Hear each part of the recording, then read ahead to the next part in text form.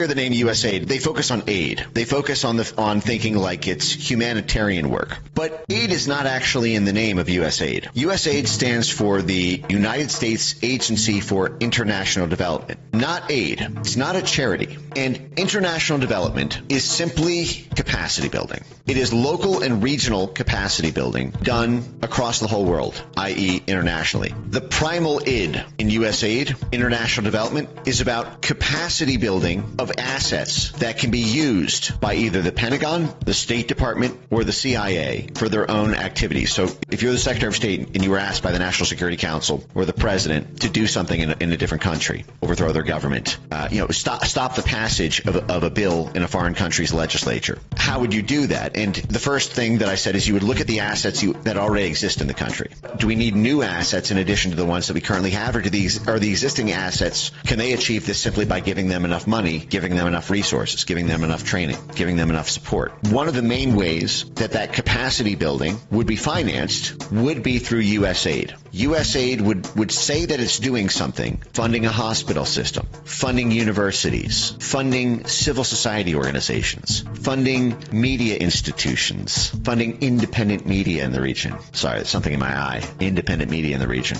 on USAID payroll. And those institutions, those assets, would then be bigger and more powerful and more capable more capable of serving the State Department's goal, aka advancing U.S. national interests. USAID has a bigger budget than the State Department, over $50 billion.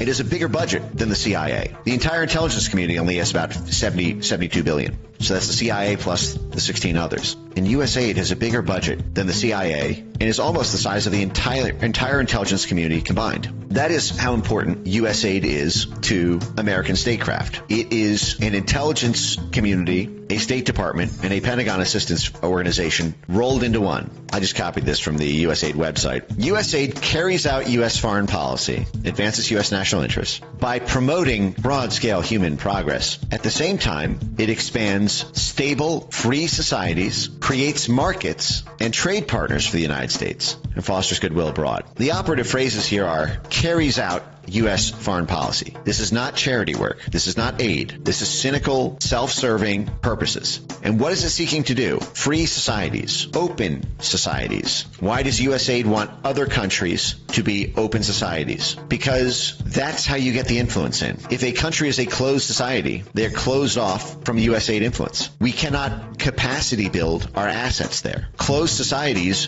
box USAID out. China is a closed society. That is why we have not been able to topple the government of China, despite having tried for 100 years now almost. We have not been able to topple Putin from Russia. Why? Because Russia is a closed society. Like China, they kicked USAID out. It is not an open society. And so the USAID can't just take over their entire media ecosystem by funding 100 different media propaganda outlets in the region to sway hearts and minds. And remember, that's what this is. It's hearts and minds and cash. That's what soft power is. They call it hearts and minds work, but it's cash that does the moving of those hearts and minds, especially of the leaders of the movements.